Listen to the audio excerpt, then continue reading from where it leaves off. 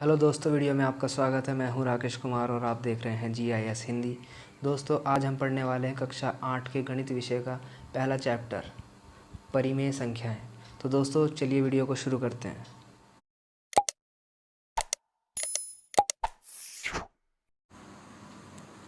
दोस्तों, सबसे पहले देखते हैं परिमेय संख्याएं। परिमेय संख्या को इंग्लिश में बोलते हैं रेशनल नंबर्स।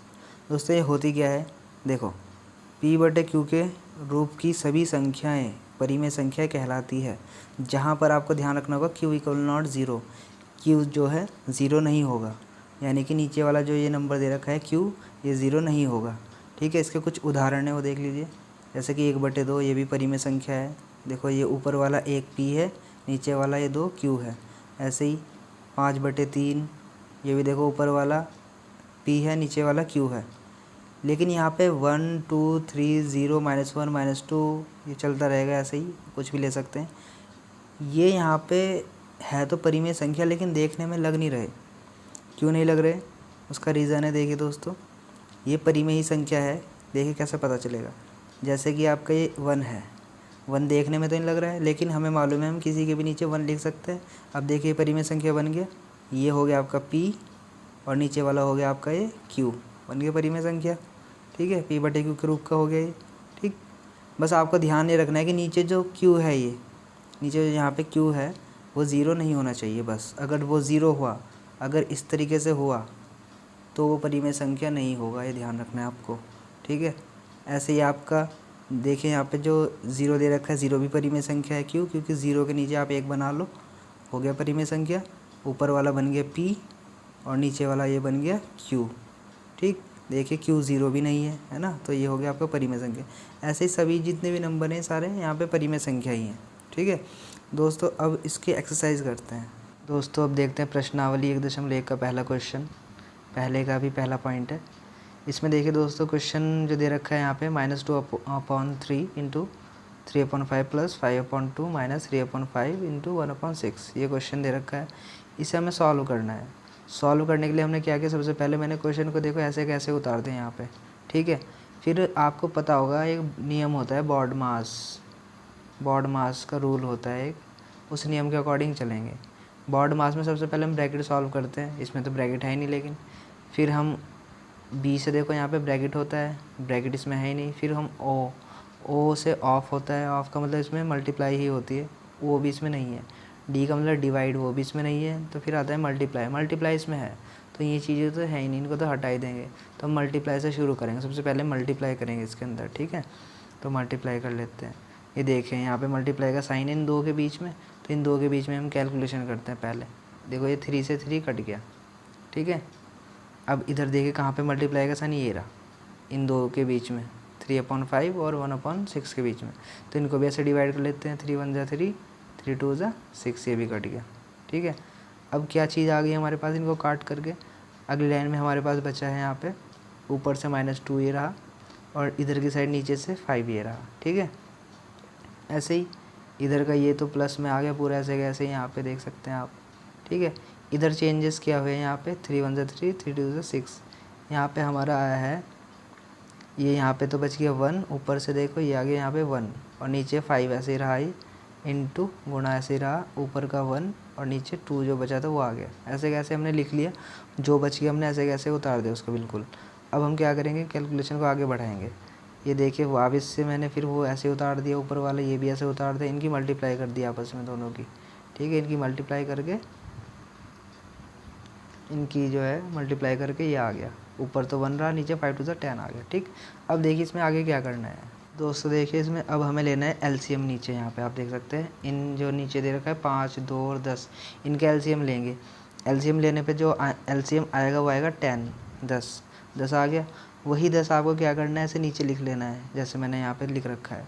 ठीक, फिर ऊपर कैसे आएगी ये वैल्यूज़, ये वैल्यू कैसे आएंगी उसका आपको ध्यान रखना है। ऊपर जो यहाँ पे -2 था उसको देखो ऐसे लिख दिया हमने। ठीक है, मल्टीप्लाई किससे करी, 2 से। 2 से क्यों मल्टीप्लाई करी, इसका रीज़न है। इसका रीज़न क्या है, हम नीचे जो नंबर है यहाँ पे 5, इस 5 से डिवाइड करेंगे किसको, इस 10 को।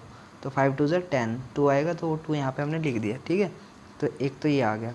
फिर दूसरा देखते हैं, ये ऊपर का 5 भी देखो, जो यहाँ पे 5 दे रखा है ना, ये वाला, ये 5 ये रहा। ठीक, अब मल्टीप्लाई में 5 कैसा है, 5 आया है जब नीचे इसके क्या था 2, इस 2 से डिवाइड करा किसको, इस 10 को, ठीक है। तो 2 5 ज़ा 10, ये 2 5 10, तो ये 5 आ गया। तो इस तरीके से यहाँ पे वैल्यूज़ आती रहेंगी, यानी कि जो नीचे वाले ये नंबर है इनसे डिवाइड करना है किसको, इस 10 को। इसका हमने एलसीएम लेके जो आया था, एलसीएम लेकर के आंसर उसको डिवाइड करेंगे। तो ऐसे हमने यहाँ पे किया। आगे हमने यहाँ पे देखिए 1 ऐसे ही रहा ये, ठीक है। और ऊपर मल्टीप्लाई में क्या है 1, कैसे, इस 10 से इस 10 को डिवाइड कर दिया हमने, तो आ गया ऊपर 1, ठीक। तो ये हो गया। तो इस तरीके से वैल्यूज़ आ गई। अब इनको मल्टीप्लाई कर लो, 2 दूनी 4, ये देखिए 5 5 ज़ा 25, और ये माइनस का 1। इसको कैलकुलेट कर लेंगे ऐसे हम, ये माइनस माइनस वाले जोड़ लिए पहले, माइनस माइनस प्लस, निशान माइनस का रहेगा लेकिन जुड़ गए, माइनस के 5 हो गए, और प्लस का 25 ये रहा यहाँ पे, ठीक है। और नीचे 10 तो था ही आपका, तो 25 में से 5 घट गए तो 20 बचा, नीचे 10 रहा, इससे डिवाइड कर दिया, 10 दूनी 20, 10 टू द 20, तो ये 2 आंसर आ गया इसका, ठीक है। ऐसे ही दूसरा क्वेश्चन है। अब देखिए दोस्तों, इसका सेकंड पार्ट है। इसमें क्या करना है हमें, ये क्वेश्चन दे रखा है आपका, इसको पहले मैंने ऐसे ही उतार लिया, और यहाँ पे देखिए मल्टीप्लाई का साइन कहाँ कहाँ पर है। एक तो यहाँ पर है कि इनमें क्रॉस में कुछ कट रहा है, कुछ नहीं कट रहा है। फिर दूसरा यहाँ पर है कि इनमें क्रॉस में कट रहा है, बिल्कुल कट रहा है, 3 1 ज़ा 3 और 3 2 ज़ा 6, ये कट रहा है, देखो। ऐसे यहाँ पे ये देखिए, यहाँ पे कट रहा है कुछ, बिल्कुल 2 1 ज़ा 2, 2 7 ज़ा 14, ठीक है, ये कट गया यहाँ पे। अब देखिए क्या बचता है यहाँ पे अगली लाइन में। देखिए यहाँ पे मैंने 2 की 3 में मल्टीप्लाई करी, 2 3 ज़ा 6, 5 7 ज़ा 35, ये आ गया। इधर ऊपर क्या बचा 1, ये रहा, 2 2 ज़ा 4, मैंने डायरेक्ट लिख दिया इस बार। फिर यहाँ पे 1, ऊपर 1 ही रहा, और यहाँ पे 7 5 ज़ा 35, देखिए। तो इस तरीके से ये चीज़ें आ गई। अब इसमें क्या करना है हमें, नीचे जैसे कि मैंने बताया था, यहाँ पे नीचे आपको क्या करना है, एलसीएम लेना है इन तीनों का। जब हम एलसीएम लेंगे तो एलसीएम निकल के आएगा 140। एलसीएम लेना आपको आता ही होगा मेरे ख्याल से, नहीं आता होगा मुझे बता देना, मैं आपको समझा दूँगा। इसके अलावा जब हम ये एलसीएम हम ले लेंगे 140, तो हमें क्या करना है, ये बट्टे का निशान खींचने के बाद ऊपर जो नंबर है क्या है -6, ये ऐसे लिखना है, ठीक है। इसमें गुणा किससे होगी, देखो गुणा उससे होगी जो इस 6 के नीचे है। 6 के नीचे क्या है 35, 35 को हम क्या करेंगे, 35 से हम इसको डिवाइड करेंगे 140 को।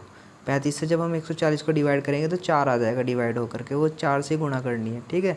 ऐसे ही करना सभी में, ऐसे 1, ये देखिए 1 ऐसे ही रहा यहाँ पे।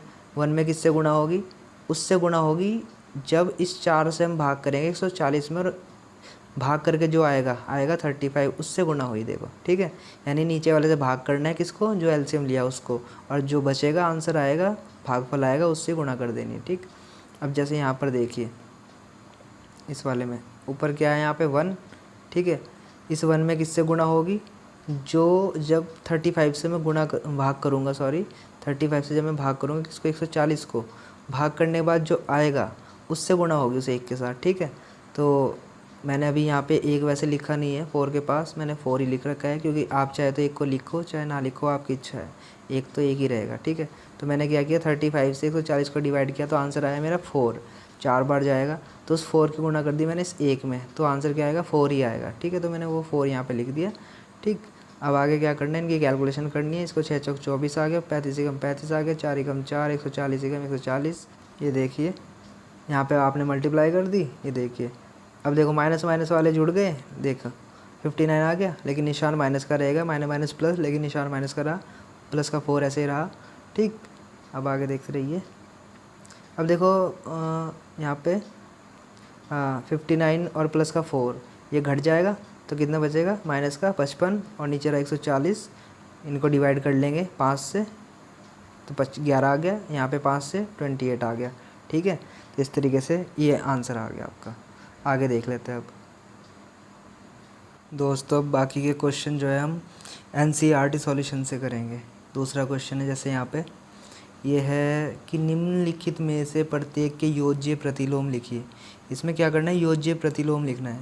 देखो दोस्तों, योज्य प्रतिलोम होता क्या है, मान के चलते हैं एक का हमें योज्य प्रतिलोम निकालना है। योज्य प्रतिलोम का मतलब, योज्य का मतलब होता है जोड़ना। इसमें हमें कोई एक ऐसा नंबर जोड़ना है जिसे जोड़ करके जो वैल्यू है वो 0 आए। तो इसमें मैं क्या जोड़ूंगा, -1। जब मैं इसमें 1 में -1 जोड़ूंगा तो क्या आएगी वैल्यू 0। देखो तो यहाँ पर 1 का योज्य प्रतिलोम क्या हो गया माइनस का 1। ठीक है, तो इसी तरीके से सारे क्वेश्चन होने। हमें इसमें एक ऐसा नंबर जोड़ना है जिसे जोड़ करके आंसर 0 आए। तो जो हमने जोड़ा 0 आंसर लाने के लिए वही उस क्वेश्चन का योज्य प्रतिलोम हो जाएगा। ठीक है, तो देखते हैं इसको। ये देखिए दोस्तों पहला क्वेश्चन, 2/8 का योज्य प्रतिलोम लिखिए। देखिए 2/8 में हम क्या जोड़ेंगे, माइनस का 2/8 जोड़ोगे तो 0 हो जाएगा। ठीक है, तो सीधी सी बात है, माइनस का 2/8 इसका क्या हो गया योज्य प्रतिलोम। ऐसे ही माइनस के 5/9 में क्या जोड़ोगे आप, प्लस के 5/9, तो ये इसका योज्य प्रतिलोम हो जाएगा। ठीक है, ऐसे ही माइनस के 6/5, देखो माइनस के 6/5 और यहाँ पे दोनों ही साइड माइनस है, ऊपर नीचे दोनों माइनस है, तो ये माइनस से माइनस कट जाएगा। एक्चुअल में ये 6/5 ही है, प्लस का ही 6/5 है। बस आपको इसमें क्या जोड़ोगे, माइनस का 6/5 इसमें जोड़ोगे तो 0 आ जाएगा। ठीक है, तो ये देखिए, तो योज्य प्रतिलोम हो गया माइनस के 6/5। आगे देखते हैं इसमें। अब 2/9 है ये चौथा, 2/9 का योज्य प्रतिलोम कितना हो जाएगा, माइनस के 2/9। माइनस आप चाहे ऊपर लगा लो ऐसे, या इस क्वेश्चन में जैसे नीचे दिखा रखा है ऐसे लगा लो, बात एक ही है। या इसको आप ऐसे भी लिख सकते हो, यहाँ पर बिल्कुल बीच में बटे के निशान के पास इस तरीके से, माइनस बटे का निशान 2/9, एक ही बात है। ठीक है, ऊपर लगा लो माइनस का, या नीचे लगा लो, या यहाँ पे मिडिल में लगा लो, बिल्कुल बीच में, एक ही बात है। फिफ्थ क्वेश्चन में देखिए 19/-6 का योज्य प्रतिलोम, तो ये माइनस है तो प्लस में आ जाएगा ये देखिए। ठीक है, तो इसे बोलते हैं योज्य प्रतिलोम, मतलब एक ऐसा नंबर हमें जोड़ना है जिससे जोड़ करके 0 आए बस। अब आगे देखते हैं इसमें।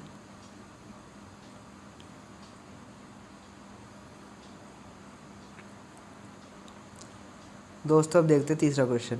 इस क्वेश्चन में क्या कहा है कि x की वैल्यू दे रखी है और हमें सत्यापित करना मतलब प्रूफ करना है ये चीज़ कि -x ब्रैकेट में -x बराबर x, ये चीज़ हमें प्रूफ करनी है कि ये दोनों साइड बराबर है या नहीं है।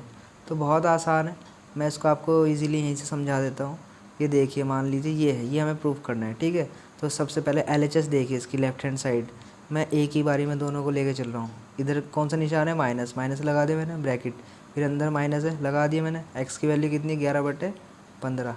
ठीक है, लिख दी मैंने, बराबर, बराबर में x की वैल्यू ही x दिया मैंने, इसकी वैल्यू कितनी रखनी है, 11/15। ठीक है, जब आप देखो, जब आप ब्रैकेट ओपन करोगे यहाँ पर तो माइनस और माइनस ये कैंसिल हो जाएंगे, प्लस बन जाएगा, तो 11/15 बराबर इधर भी 11/15, तो हो गया प्रूफ।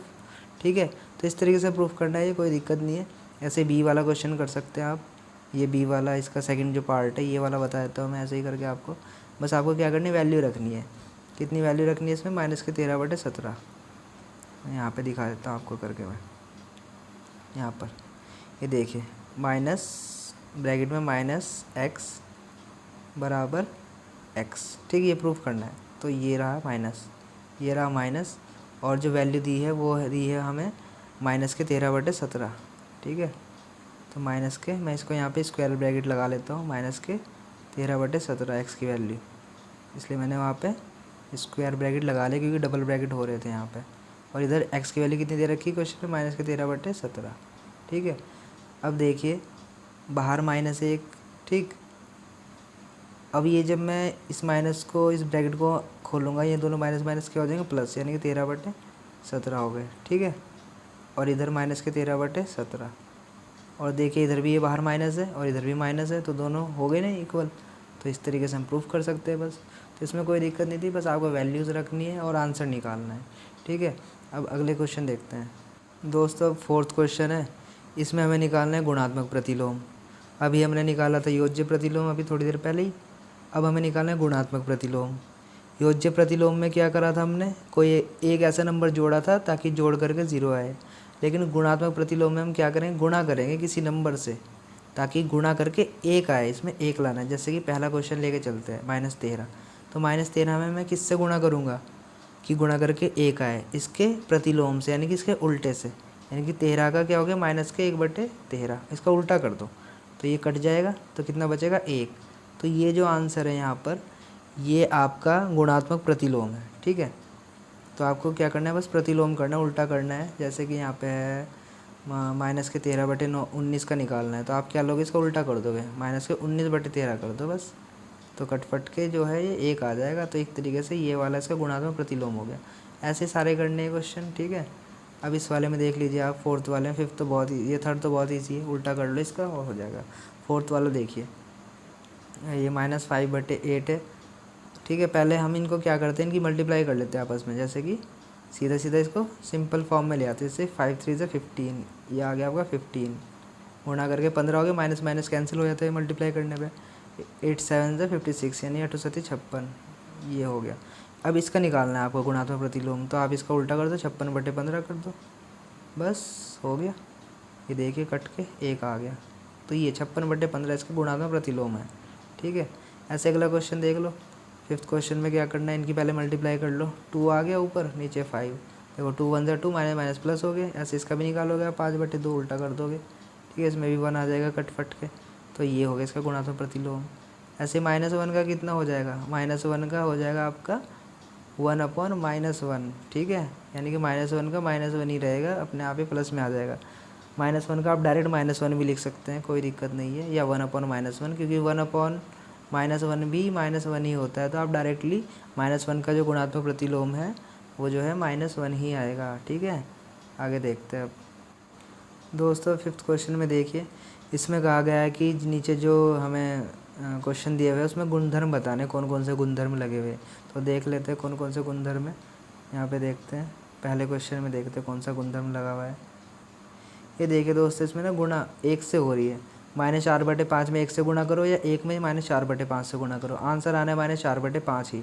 तो जब हम 1 से गुणा करते हैं या हम आगे पीछे गुणा करते हैं, जैसे यहाँ पे आगे पीछे हो रखी है, यहाँ पे -4/5 की 1 से, और यहाँ पे 1 में -4/5 की, तो आंसर एक सेम ही आएगा। तो जब हम गुणाओं को आगे पीछे बदल के लिखते हैं ना नंबर की, जैसे कि 2 की गुणा 3 में करो या 3 की गुणा 2 में करो, आंसर तो 6 ही आना है। तो इस केस में हम क्या बोलते हैं, कौन सा नियम है, ये है क्रम विनिमयता नियम, ठीक है। देखो ए की गुणा बी में करो या बी की गुणा ए में करो, ये दोनों बराबर ही आंसर आएगा, तो इस नियम को बोलते हैं क्रम विनिमयता नियम, ठीक है। दूसरा नियम देखते हैं इसमें, दूसरा क्वेश्चन ये देखिए। दूसरे क्वेश्चन में कहा है कि 13/17 की गुणा करी हमने -2/7 में, या -2/7 की गुणा कर लो 13/17 में, तो वही है, इसमें भी क्रम विनिमयता का नियम लग गया, आगे पीछे कर दिया है ना। अब थर्ड में देखो, इसमें हमने -19/29 की गुणा करी, 29/19 में माइनस के, ये तो हमने अभी क्वेश्चन किया था, ये तो गुणात्मक प्रतिलोम है ना, तो ये गुणात्मक प्रतिलोम का नियम है, ठीक है। ये अभी हमने सवाल किए इसके। आगे देखते हैं, इसमें देखिए ये क्वेश्चन है छठा। इसमें कहा है कि 6/13 को -7/16 के व्युत्क्रम से गुणा कीजिए, तो ठीक है करते हैं, जैसे इसने कहा है। पहले तो 6/13 को गुणा करते हैं, 6/13 को हमने गुणा करी -7/16 के उल्टे से, 16/7 कर दिया, उल्टे से गुणा करी, ये आ गया, बस यही हमें निकालना था। 16 6 96, 13 7 91, ठीक है। अगला क्वेश्चन देखते हैं, इसमें भी वही है, कहा कि बताइए कौन सा गुणधर्म इसमें लग रखा है, ठीक है। तो ये देख लेते हैं, बताइए कौन से गुणधर्म की सहायता से आप इतने को इतने के रूप में अभिकरण करते हैं। देखिए यहाँ पे क्या लिखा हुआ है, यहाँ पे 1/3 गुणा 6 गुणा 4/3, और यहाँ पे 1/3 गुणा 6 गुणा 4/, देखो दोनों नंबर वही है, यहाँ पर भी वही नंबर है, वहाँ यहाँ पर भी वही नंबर है। डिफरेंस क्या है, ब्रैकेट का, यहाँ पे ब्रैकेट शिफ्ट हो रखे हैं, यहाँ पे लगा हुआ ब्रैकेट इन दोनों नंबरों के बीच में, और यहाँ पे लगा हुआ शुरू में, ठीक। तो जब ब्रैकेट शिफ्ट होते हैं ना इस तरीके से, तो ये वाला नियम चलता है, A गुणा B गुणा C बराबर A गुणा B गुणा C, बस ब्रैकेट देखो चेंज है, यहाँ पे B गुणा C में लगा है, यहाँ पे A गुणा B पे लगा हुआ है, लेकिन इससे फ़र्क कोई नहीं पड़ता है, आंसर सेम ही आना, दोनों साइड इक्वल आंसर रहेगा। तो ऐसे नियम को बोलते हैं साहचर्य नियम, ठीक है, जब ब्रैकेट शिफ्ट करा देते हैं, ठीक है दोस्तों, बस ये गुण बताना था। अब दोस्तों ये देखिए 8वां क्वेश्चन है, इसमें क्या कहा है कि -1 सही 1/8 का गुणात्मक प्रतिलोम 8/9 है, ये पूछा है कि ये है या नहीं है। तो पहले हम इसको सही फॉर्म में लेके आते हैं, फिर इसका गुणात्मक प्रतिलोम निकालेंगे। तो इसको जब मैंने ठीक से लिख दिया, 8 और 1 9, -9/8 लिख दिया इसको सही से करके हमने विषम भिन्न में। अब इसका गुणात्मक प्रतिलोम देखेंगे, -9/8 का गुणात्मक प्रतिलोम क्या हो जाएगा, -8/9, उल्टा कर दिया। लेकिन ये तो कह रहा है कि 8/9 होना चाहिए, लेकिन हमारा है -8/9, इसलिए ये जो है उसका गुणात्मक प्रतिलोम नहीं है। ये उसने पूछा था कि है तो क्यों है, नहीं है तो क्यों नहीं है, हमने बता दिया कि इसलिए नहीं है तो ये भी 8/9, फ़र्क सिर्फ माइनस का है, यहाँ पे माइनस और यहाँ पे माइनस नहीं था, ठीक है। अगला क्वेश्चन देखते हैं, इस क्वेश्चन में देखिए क्या कहा है, क्या 3 से 1/3 का गुणात्मक प्रतिलोम 0.3 है। तो देख लीजिए, पहले इसको ठीक से लिखते हैं। 3 से 1/3 को इसको लिख सकते हैं हम 3 × 9 = 10/3। ठीक है, इस तरीके से लिख सकते हैं विषम भिन्न में। अब इसका गुणात्मक प्रतिलोम देखो, गुणात्मक प्रतिलोम 10/3 का गुणात्मक प्रतिलोम कितना हो जाएगा, 3/10। ठीक है, जब मैंने 3/10 लिख दिया तो क्या होगा, 10 से अगर मैं 3 को भाग करूँगा तो 0.3 आएगा। तो ठीक है, तो ये आगे देखो 3 से 1/3 का गुणात्मक प्रतिलोम 0.3 ही है, ये सही बात है। ठीक है, अगला क्वेश्चन देखते हो दोस्तों। बस क्वेश्चन आगे है ही नहीं, ख़त्म हो चुका है। तो बताइए आपको समझ में आया या नहीं है। साथ में वीडियो को लाइक सब्सक्राइब शेयर वगैरह कर देना। ठीक है दोस्तों, वीडियो को देखने के लिए आपका धन्यवाद, थैंक यू।